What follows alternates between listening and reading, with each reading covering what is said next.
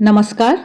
आइए सुनते हैं स्वामी निखिलेश्वरानंद जी की पुस्तक आधुनिक युवा वर्ग और स्वामी विवेकानंद से प्रश्नोत्तरी का अगला अंक। इससे पहले भी हम 2 वीडियो इस विषय पर प्रस्तुत कर चुके हैं, आशा है आपने देखे होंगे। आज बहुत ही महत्वपूर्ण प्रश्नों को उठाया गया है जिनका उत्तर सुनना हम सभी के लिए बहुत लाभदायक हो सकता है। लोहाघाट पिथौरागढ़ के पॉलिटेक्निक के एक छात्र द्वारा पूछा गया प्रश्न कि आत्मविश्वास कैसे बढ़ाया जाए। स्वामी निखिलेश्वरानंद जी इस प्रश्न का बहुत सुंदर उत्तर देते हुए कह रहे हैं कि मनोवैज्ञानिकों के अनुसार आत्मविश्वास को बढ़ाने के लिए हम लोगों को PMA सकारात्मक मानसिक मुद्रा बढ़ाना चाहिए और NMA नकारात्मक मानसिक मुद्रा से परहेज करना चाहिए।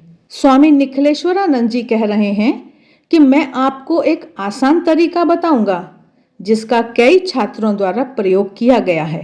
स्वामी विवेकानंद की पुस्तकों को कम से कम 15 मिनट तक, खासकर रात में सोने से पहले पढ़िए।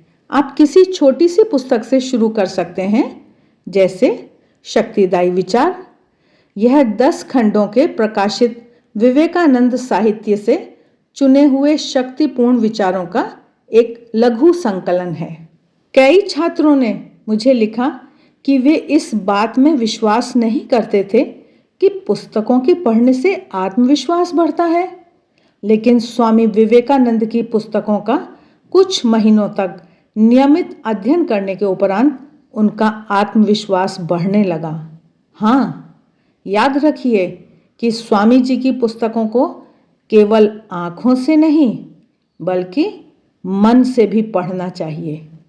सिंदरी इंजीनियरिंग कॉलेज बिहार की रासायनिक अभियांत्रिकी केमिकल इंजीनियरिंग की 3य वर्ष की छात्रा सुतपा घोष ने मुझे लिखा कि उसका आत्मविश्वास केवल तब बढ़ा जब उसने स्वामी जी की पुस्तकों के पाठ में वस्तुतः अपना मन गंभीरता से लगाया तथा उनके उपदेशात्मक वचनों को अपने जीवन के दिशा निर्देशक के रूप में प्रयुक्त करना शुरू किया।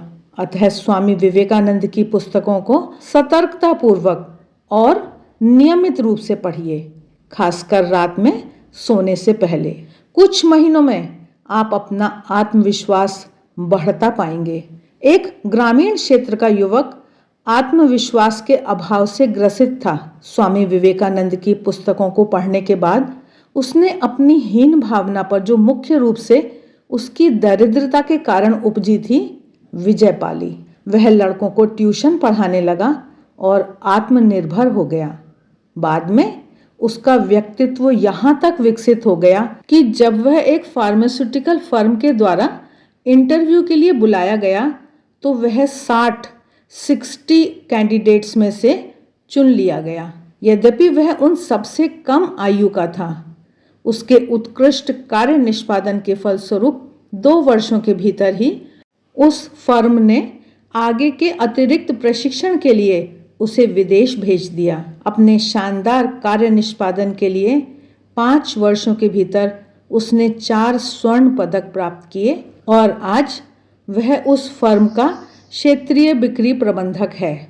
स्वामी निखिलेश्वरानंद जी आगे उदाहरण देते हुए बता रहे हैं कि मैं एक दूसरे लड़के को जानता हूँ जिसकी इच्छा पहलवान बनने की थी, लेकिन उसमें आत्मविश्वास की कमी थी। एक बार स्वामी विवेकानंद के एक वाक्य पर उसकी दृष्टि पड़ी। वाक्य था, उठो, जागो और लक्ष्य प्राप्त किए बिना रुको मत। वह आवेश से भर उठा। उसने और अधिक पुस्तकें पढ़ी तथा और अधिक विश्वास से व्यायाम करने लगा। 2 वर्ष पहले वह पूरे गुजरात राज्य में सर्वश्रेष्ठ पहलवान घोषित किया गया। एक कॉलेज की छात्रा बड़ी मेहनत करती थी, लेकिन उसका परीक्षा फल बढ़िया नहीं आया क्योंकि उसमें आत्मविश्वास का अभाव था। स्वामी विवेकानंद की पुस्तकों को पढ़ने के बाद उसका आत्मविश्वास इतना बढ़ गया कि सौराष्ट्र विश्वविद्यालय से सन 1893 ईस्वी में MA मनोविज्ञान में उसने स्वर्ण पदक प्राप्त किया। इसलिए इस तरीके को अपनाइए और आप स्वयं गंभीरता से इसे लागू कीजिए। यह आपके भीतर आत्मविश्वास का विकास सुनिश्चित करेगा। सेंट्रल स्कूल पिथौरागढ़ के एक छात्र द्वारा अगला बहुत ही सुंदर प्रश्न पूछा गया कि हम अपनी संकल्प शक्ति कैसे बढ़ा सकते हैं। स्वामी निखिलेश्वरानंद जी उत्तर देते हुए कह रहे हैं कि संकल्प शक्ति बढ़ाने का स्वर्णिम सूत्र यह है कि आप न्यूनतम अर्थात कम से कम इससे शुरू कीजिए और सरलतम या आसान से आसान का अभ्यास कीजिए। उन कठिन क्रियाकलापों की एक सूची तैयार कीजिए जो आप में यह धारणा उत्पन्न करते हैं कि आपकी संकल्प शक्ति दुर्बल है। इन क्रियाकलापों में से किसी एक ऐसे कार्य को चुनिए जो आपको कम कठिन प्रतीत होता हो। आप उस कार्य को बिना इस चिंता से कि आप बार बार विफल हो रहे हैं करना शुरू कीजिए, लेकिन ध्यान रहे कि आप न्यूनतम अर्थात कम से शुरू करें। उदाहरण के लिए, यदि आप एक ही दौर में लगातार 2 घंटे तक अपने पढ़ने की कुर्सी पर बैठने में कठिनाई का अनुभव करते हैं, तो आप संकल्प कीजिए कि कम से कम घंटे भर तक अपनी कुर्सी से बिना उठे हुए आप अध्ययन करेंगे। 2 सप्ताहों तक उसे नियमित रूप से कीजिए। इससे आप में ऐसा आत्मविश्वास उत्पन्न होगा कि आप एक दौर में अपने पढ़ने की कुर्सी पर 1 घंटे लगातार बैठ सकते हैं। आप उस समय को आधा घंटे के लिए बढ़ा दीजिए। 2 सप्ताह तक उसको कार्यान्वित करने के बाद आप एक ही दौर में 2 घंटे लगातार बैठने का प्रयास कर सकते हैं। इस उपलब्धि के पश्चात आप अपने में प्रचंड आत्मविश्वास का अनुभव करेंगे और आपकी संकल्प शक्ति भी बढ़ेगी। अगला प्रश्न चंपावत पिथौरागढ़ के जीआईसी के एक छात्र ने पूछा कि जीवन में सफलता प्राप्त करने का मुख्य स्रोत क्या है। हम सभी जीवन में सफलता प्राप्त करना चाहते हैं, इसलिए यह प्रश्न हम सभी के लिए बहुत महत्वपूर्ण हो जाता है। स्वामी निखिलेश्वरानंद जी इसका उत्तर देते हुए कह रहे हैं कि इमर्सन के मतानुसार व्यापार, वाणिज्य, युद्ध और मनुष्य के द्वारा किए जाने वाले समस्त कार्यों के प्रबंधन में सफलता की कुंजी है मन की एकाग्रता। सभी श्रेष्ठ खिलाड़ियों, संगीतज्ञों, कलाकारों और अन्य लोगों की सफलता का रहस्य मन की एकाग्रता है, जिसे उन्होंने कठिन श्रम और निरंतर अभ्यास के द्वारा प्राप्त किया है। स्वामी विवेकानंद के विशाल व्यक्तित्व की सफलता का राज भी उनके मन की एकाग्रता की शक्ति ही था। एक बार वे बेलूर मठ में अपने कमरे में अंग्रेजी विश्वकोश एनसाइक्लोपीडिया ब्रिटानिका पढ़ रहे थे। उनके शिष्य शरतचंद्र चक्रवर्ती ने उस पुस्तक के विशाल काय खंडों को देखकर कहा, किसी के लिए भी इतनी पुस्तकें एक जीवन में पढ़ना तो कठिन है। स्वामी विवेकानंद जी ने कहा, क्या कहता है, मैं 10 खंड पहले ही पढ़ चुका हूँ। इन 10 पुस्तकों में से मुझसे जो चाहो पूछ लो, सब बता दूंगा।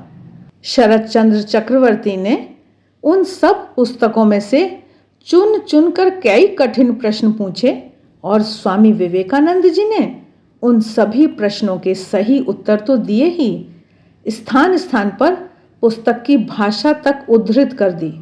शिष्य ने स्वामी जी की इस असाधारण शक्ति का रहस्य जानना चाहा। तब स्वामी विवेकानंद जी ने बताया कि इसका कारण मन की पवित्रता से निष्पन्न उनकी मानसिक एकाग्रता ही है। पश्चिमी देशों की अपनी दूसरी यात्रा के दौरान एक दिन स्वामी विवेकानंद जी एक पुल से गुजर रहे थे। उन्होंने कुछ युवकों को नीचे नदी की जलधारा पर तैरते अंडों पर बंदूक की गोली दागने का प्रयास करते देखा। गोलियों को बहक जाते और लक्ष्य भेद नहीं करते देख स्वामी जी अपनी हंसी नहीं रोक सके। युवक चिढ़ गए और उन्होंने स्वामी विवेकानंद से कहा, तो आप हम लोगों पर हंस रहे हैं, जरा देखें आप इन अंडों को कैसे गोली से दाग सकते हैं। ऐसा कहकर उन्होंने स्वामी विवेकानंद जी को बंदूक थमा दी। स्वामी जी ने बंदूक ली और पहली चेष्टा में ही सभी अंडों पर गोली से दाग दिया। युवकों ने विस्मित होकर कहा, क्या यह जादू है? स्वामी जी ने उत्तर दिया, नहीं, यह जादू नहीं है, यह मन की एकाग्रता से निकली हुई शक्ति का फल है। अतः एकाग्रता की शक्ति से किसी भी क्षेत्र में सफलता प्राप्त की जा सकती है। चंपावत के ही जीआईसी के एक छात्र का अगला प्रश्न कि अभी अभी आपने कहा कि मन की एकाग्रता मन की पवित्रता से उपजती है, किंतु मन की वह पवित्रता कैसे प्राप्त की जा सकती है? स्वामी निखिलेश्वरानंद जी उत्तर देते हुए बता रहे हैं कि मन की पवित्रता अपने मन को निरंतर पवित्र विचारों से भरकर बढ़ाई जा सकती है।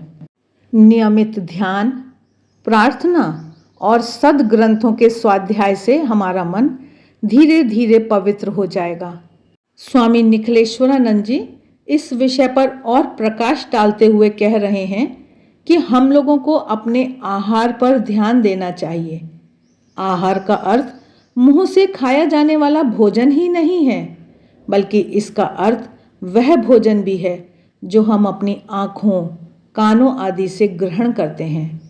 आपको 3 बंदरों की कहानी और उनका संदेश तो याद होगा, जिसका उद्धरण देना महात्मा गांधी जी को प्रिय था। बुरा मत देखो, बुरा मत सुनो, बुरा मत बोलो, बुरी चीजें मत देखिए, बुरी बातें नहीं सुनिए, दूसरों की बुराई मत कीजिए। स्वामी निखिलेश्वरानंद जी एक घटना का वर्णन करते हुए कह रहे हैं कि हमारे एक वरिष्ठ स्वामी जी स्विट्जरलैंड गए हुए थे। वहां उन्होंने एक झील के तट पर उन 3 बंदरों का एक अनूठा शिल्प देखा। एक बंदर की एक आंख खुली थी और दूसरी बंद थी। दूसरे बंदर का एक कान खुला था और दूसरा कान बंद था। तीसरे बंदर का आधा मुंह खुला था और आधा बंद था। पहले तो वे इसका अर्थ नहीं समझ सके, क्योंकि अब तक उन्होंने बंदरों को दोनों आंखें बंद, दोनों कान बंद और मुंह बंद किए हुए चित्रित देखा था। उन्हें कौतुक हुआ कि आखिर इस चित्र का क्या अर्थ हो सकता है। तब उन्हें वेद की एक ऋचा का स्मरण हो आया। भद्रम कर्णेभिः शृणुयाम देवाः, भद्रम पश्येमाक्षभिर्यजत्राः। अर्थात हम शुभ बातें सुने, शुभ वस्तुएं देखें आदि। इसलिए हम अपनी आँखों, कानों आदि से सात्विक आहार ही ग्रहण करें और तामसिक भोजन से परहेज करें तथा टीवी पर प्रदर्शित गंदे चित्र देखने से हम बचें। केवल श्रेष्ठ चित्र ही देखें, दूसरों की आलोचना करने से परहेज करें और अच्छी बातें ही सुनें, दूसरों की बुराई से बचें और भद्र बातें ही बोलें आदि। हर संभव तरीके से हम लोग सद्विचारों को ही पनपने दें। धीरे धीरे हमारा मन पवित्र हो जाएगा। इससे मन की एकाग्रता बढ़ेगी और यह हमारे आध्यात्मिक विकास में भी सहायक होगा।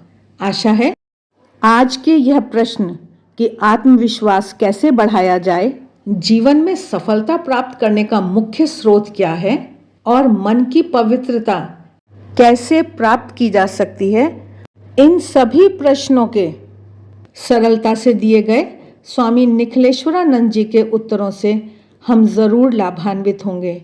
मिलते हैं फिर, तब तक देखते रहिए देवाक्षर। वीडियो अच्छे लगते हैं तो लाइक का बटन ज़रूर दबाएं, कमेंट बॉक्स में कमेंट करके भी बताएं, मित्रों के साथ शेयर करें। आप सभी के सहयोग के लिए बहुत बहुत धन्यवाद।